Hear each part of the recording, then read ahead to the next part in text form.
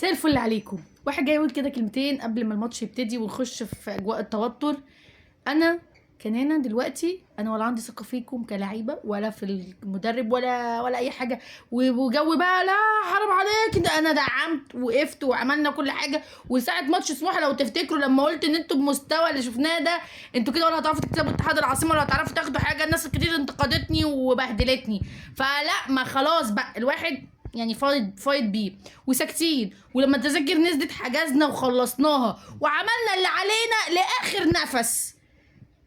مش هتسترجلوا وهتستعيلوا بقى وتبقوا عيال وتنزلوا؟ ما تنزلوش تلعبوا، يلعب بالناشئين وريحونا وخلاص. على الاقل يبقى لنا حاجه، بس كنا بنلعب بالناشئين فخسرنا. لكن الجو اللي احنا بنشوفه مباراه اتحاد العاصمه والقرف اللي شفناه في اتحاد العاصمه ده والجبن، لا لا لا, لا مش هياكل معانا. وادائكم وخلتونا خسرنا بطولة احنا كنا الاقرب ليها، وكنا خلاص على بعد خطوة، وفرحتوا فينا اللي يسوى واللي ما يسواش، خليتوا اللي يسوى وما يسواش يتكلم ويحفل علينا. لا خلاص بقى وستوب بقى.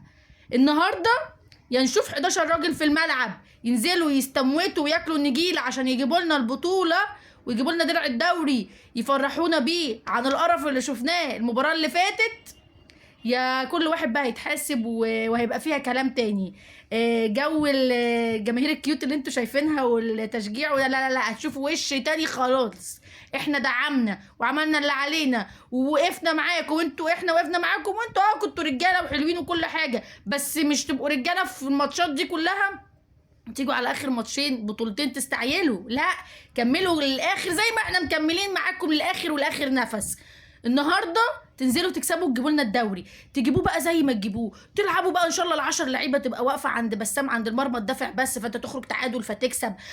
ان انتوا تكسبوا تجيبوا 15 واحد تلعبوا ضد 11، ماليش دعوه، تلعبوا زي ما تلعبوا.